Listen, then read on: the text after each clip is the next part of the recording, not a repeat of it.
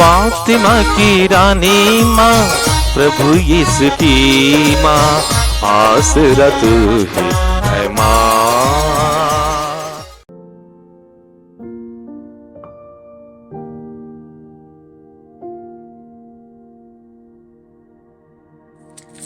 पहला पाठ समूएल का पहला ग्रंथ, अध्याय 8, पद संख्याएं 4 से 7, 10 से 22 तक। इस्राएल के सब नेता इकट्ठे हो गए और रामा में समूएल के पास आए। उन्होंने उससे कहा, आप बूढ़े हो गए हैं और आपके पुत्र आपका अनुसरण नहीं करते, इसलिए आप हमारे लिए एक राजा नियुक्त करें जो हम पर शासन करे, जैसा कि सब राष्ट्रों में होता है।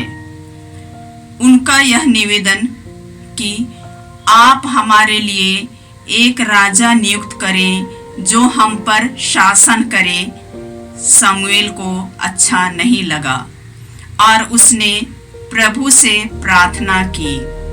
प्रभु ने समूएल से कहा, लोगों की हर मांग पूरी करो, क्योंकि वे तुमको नहीं बल्कि मुझको अस्वीकार करते हैं।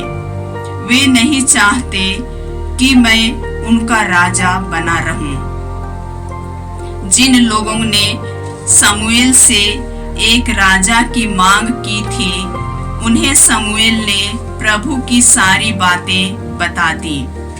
उसने कहा, जो राजा तुम लोगों पर शासन करेंगे वह ये अधिकार जताएंगे, वह तुम्हारे पुत्रों को अपने रथों तथा घोड़ों की सेवा में लगाएंगे और अपने रथ के आगे आगे दौड़ाएंगे।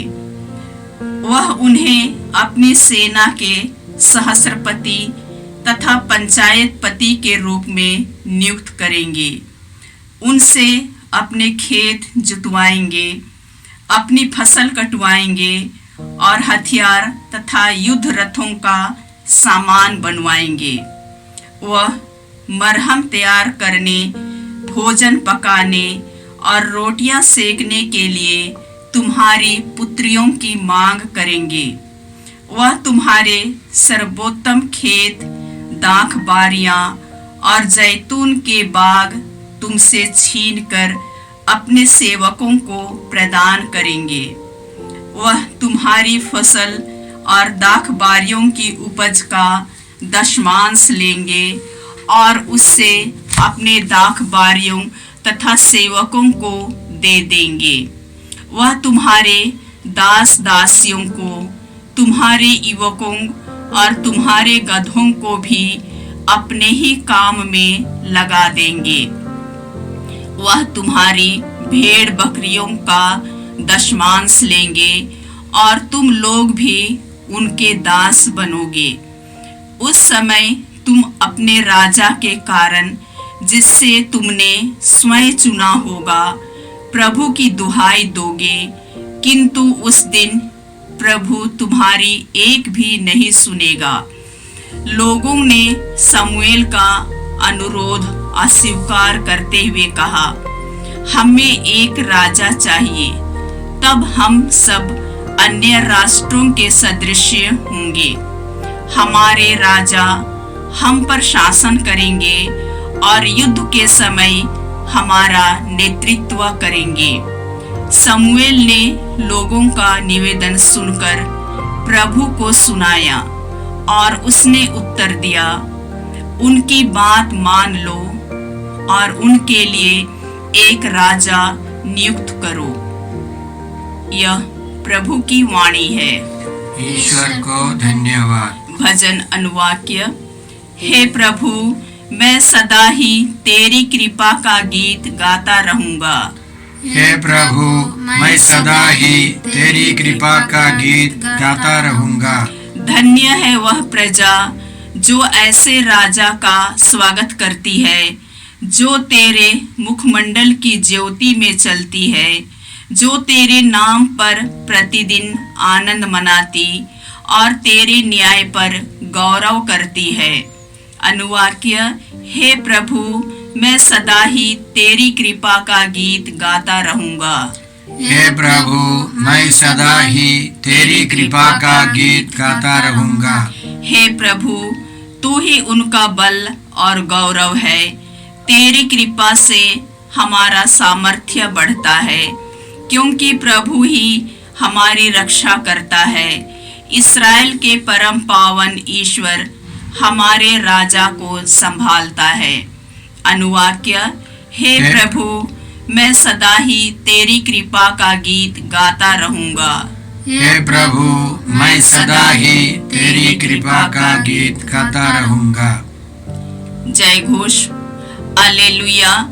हमारे बीच महान नबी उत्पन्न हुए और ईश्वर ने अपनी प्रजा की सुध ली है। हालेलुया। प्रभु आप लोगों के साथ हो और आपकी आत्मा के साथ। संत मार्कुस के अनुसार प्रभु यीशु ख्रिस्त का पवित्र सुसमाचार। हे प्रभु, तेरी महिमा हो।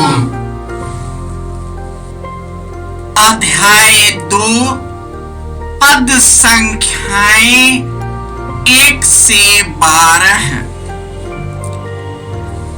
जब कुछ दिनों बाद यीशु कफरनहूम लौटे तो यह खबर फैल गई कि वह घर पर है, और इतने लोग इकट्ठे हो गए कि द्वार के सामने जगह नहीं रही। यीशु उन्हें सुसमाचार सुना ही रहे थे कि कुछ लोग एक अर्धांग रोगी को 4 आदमियों से उठवाकर उनके पास ले आए। भीड़ के कारण वे उसे यीशु के सामने नहीं ला सके, इसलिए जहां यीशु थे उसके ऊपर की छत उन्होंने खोल दी और छेद में से अर्धांग रोगी की चारपाई नीचे उतार दी। यीशु ने उन लोगों का विश्वास देखकर अर्धांग रोगी से कहा, बेटा, तुम्हारे पाप क्षमा हो गए हैं। वहां कुछ शास्त्री बैठे हुए थे। वे सोचने लगे, यह क्या कहता है? यह ईश निंदा करता है। ईश्वर के सिवा कौन पाप क्षमा कर सकता है? यीशु को मालूम था कि वे मन ही मन ऐसा सोच रहे हैं। उन्होंने शास्त्रियों से कहा, मन ही मन क्या सोच रहे हो? अधिक सहज क्या है, अर्धांग रोगी से यह कहना, तुम्हारे पाप क्षमा हो गए हैं, अथवा यह कहना, उठो, अपनी चारपाई उठाकर चलो फिरो। परंतु इसलिए कि तुम लोग यह जान लो कि मानव पुत्र को पृथ्वी पर क्षमा करने का अधिकार मिला है। वह अर्धांग रोगी से बोले, मैं तुमसे कहता हूँ, उठो और अपनी चारपाई उठाकर घर जाओ। वह उठ खड़ा हुआ और चरपाई उठाकर तुरंत सबों के देखते देखते बाहर चला गया। सब के सब बड़े अचंभे में पड़ गए और यह कहकर ईश्वर की स्तुति करने लगे, ऐसा चमत्कार हमने कभी देखा नहीं। यह प्रभु का सुसमाचार है। हे क्रिस्त तेरी स्तुति हो।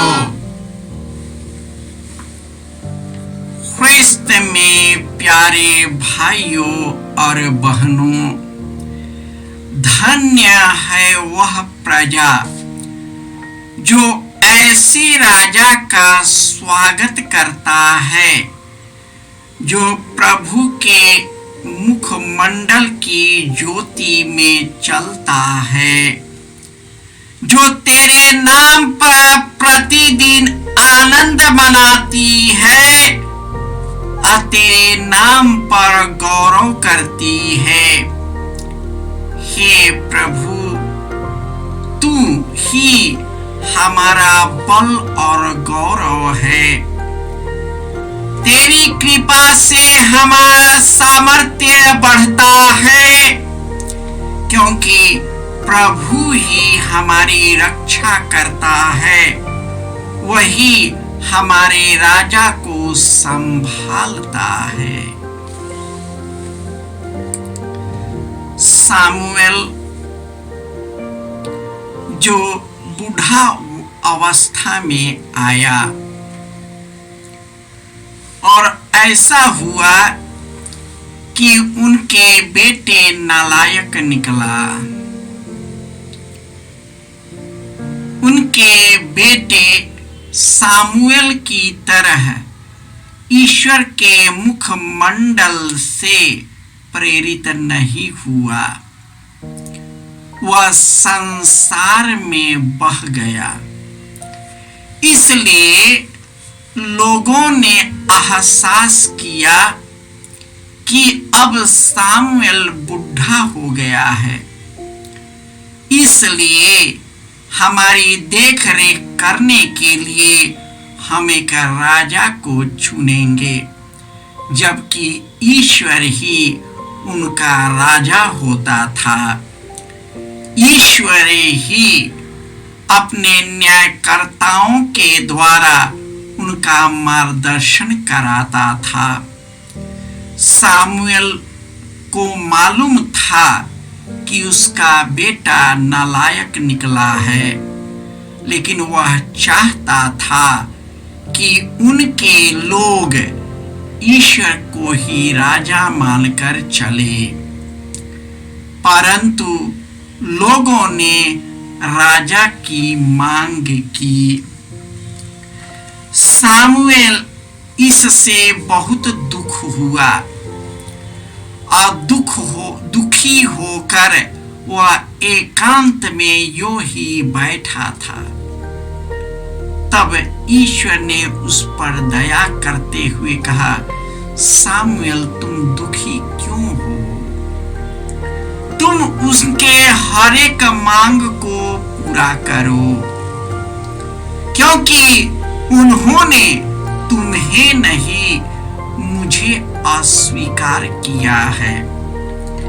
फिर भी सामुएल ने एक बात लोगों को कहा, तुम जो मनुष्य को राजा बनाओगे वह तुम पर शासन करेगा, तुम पर अधिकार जताएगा, तेरे पुत्रों को अपने रथों और घोड़ों की सेवा में लगाएगा, वह उन्हें आगे आगे पैदल चलाएगा, वह अपनी सेना में तेरे पुत्रों को सहस्पति और पंचायतपति नियुक्त करेगा, वह वह अपने खेतों को तुमसे जुतवाएगा, वह फसल कटवाएगा और तुम्ही से हथियार और रथों को बनवाएगा और तेरे बेटियों के द्वारा अपना खाना पकवाएगा और घर की सेवा अपनी सेवा में उसे लगाएगा। तुम्हारा सर्वोत्तम खेत हड़प लेगा, तेरा सब दखबारी हड़प लेगा, तेरा जमीन हड़प लेगा। वह तुझी से दशमांश लेगा, तुमसे फसलों का दशमांश लेगा, तुम पर भारी कर अदा करेगा। अपनी आदाइशी के लिए तुम्हारे बाल बच्चों को मरवा डालेगा और इस प्रकार तेरे जीवन पर हावी हो जाएगा। वह रक्त बहाएगा और तेरी लीला ही समाप्त करेगा। वही तेरे जीवन का भक्षक बन जाएगा। सामुएल ने सब बताया, लेकिन लोगों ने ज्योति के अपेक्षा अंधकार को पसंद किया। उन्होंने ईश्वर को परित्याग किया और मनुष्य को ईश्वर के रूप में स्वीकार किया। आज हम अपने देश की परिस्थिति देखते हैं, किस प्रकार निरंकुश शासक अपने देश पर शासन करते हैं, अपने फायदे के लिए कुछ भी नियम और कानून थोपवा देते हैं और यदि ऐसा न करे तो उन्हें प्राण के घाट उतार देते हैं। आज भी वही है। प्रभु यीशु राजा बनकर इस संसार में आए। वे गांव-गांव लोगों के पास जाते थे, उनका दुख सुनते थे, उनके दुखों को दूर करते थे, उनके बीमारियों को चंगा करते थे और ईश्वर के राज्य को उनके बीच लाते थे। आज के सुसमाचार में यीशु अन्य प्रदेशों से होकर कफरनहूम आए और वहां एक घर के पास ठहरे। अभी ठहरे ही क्या थे कि लोगों ने उसे घेर लिया। सभी अपने अपने बीमार लोगों को लाने लगे और यीशु उनको चंगा करने लगे और अपने मधुर वचन से ईश्वर के वचन को सुनाने लगे। जब वहां पर एक बहुत भारी भीड़ थी तो कुछ लोगों ने एक चारपाई पर अर्धांग रोगी को लेकर आया। जब उन्होंने देखा कि चारों तरफ से घिरा हुआ है तो वे छत के ऊपर चले गए। वहां पर छेद करके सीधे उसे यीशु के पास रख दिया। यीशु उनके विश्वास को देखकर चकित रह गए और यीशु ने देखा इस व्यक्ति का यह बीमारी इनके पाप के कारण हुआ है और उन्होंने कहा, बेटा तेरा पाप क्षमा हुआ। जिन लोगों ने ईश्वर को त्याग दिया था उन्हीं की संतति शास्त्री और फरीसी जो अपने परंपरागत रूप में इब्राहिम की संतति कहलाते थे, उन्होंने यीशु को अस्वीकार किया। उन्होंने कहा, यह कौन है जो पाप क्षमा करता है? यीशु उनके मनोभावनाओं को समझ गए और उसने उससे कहा, अपना चारपाई उठाओ और चलो फिरो।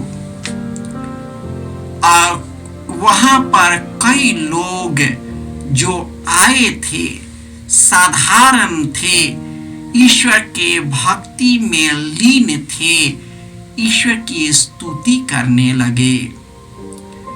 ईश्वर बारंबार उसी प्रकार जिस प्रकार यीशु लोगों के पास जाते थे, आज यीशु पवित्र आत्मा के द्वारा हमारे साथ रहते हैं और हमारे पास आते हैं, लेकिन हम उसको दरकिनार करते हैं।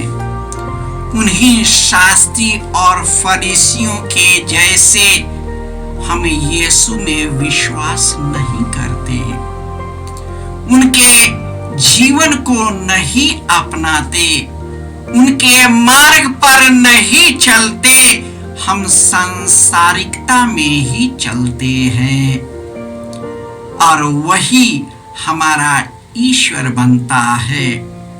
हम अपने पश्चातापी हृदय से प्रभु यीशु के पास लौट आए, क्योंकि वह इतना दयालु और करुणामय है।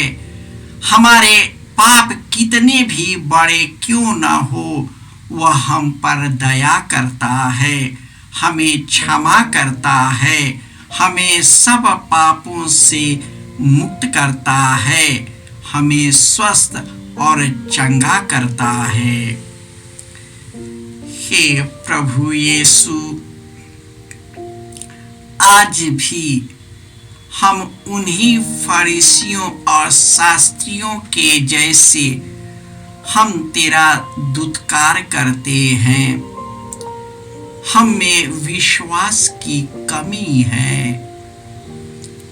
हम उन 4 लोगों के जैसे जिन्होंने अर्धांग रोगी को चारपाई पर लाया था, हे प्रभु, उन्हीं के जैसे हमारा विश्वास को मजबूत करे, ताकि हे प्रभु यीशु, हम विश्वास के साथ तुझसे जुड़कर पवित्र आत्मा की शक्ति के द्वारा वही कार्य करे जिस कार्य के लिए तूने सामुएल के जैसे हम लोगों को चुना है। जिस प्रकार सामुएल तुझसे जुड़ करके न्याय का कार्य किया, उसी प्रकार तुझी से जुड़कर हम न्याय, प्रेम, करुणा, क्षमा को फैला सके। जय यीशु। यीशु क्रिस्त में प्रिय भाई और बहनों, प्रभु यीशु ने हमें आदेश दिया है संसार के कोने कोने में जाकर सारी सृष्टि को सुसमाचार सुनाओ। सुसमाचार सुनने के लिए और सुनाने के लिए एक अच्छा मौका है। आप कृपया इस चैनल का सब्सक्राइब करें, लाइक करें, शेयर करें, बेल आइकन दबाएं, ताकि यहाँ की नई वीडियोस की सूचना आपको मिलती रहेगी। साथ साथ आप दूसरों को भी प्रेरणा दें इसका सब्सक्राइब करने के लिए। याद रखें, कल के मिसा के दैनिक पाठ और उस पर टिप्पणियाँ आज ही दोपहर के बाद हम लोग अपलोड करते हैं। कृपया आज ही उसको सुनकर कल की तैयारी करें। प्रभु यीशु आपको और आपके परिवार को 100 गुनी आशीष देंगे। जय यीशु।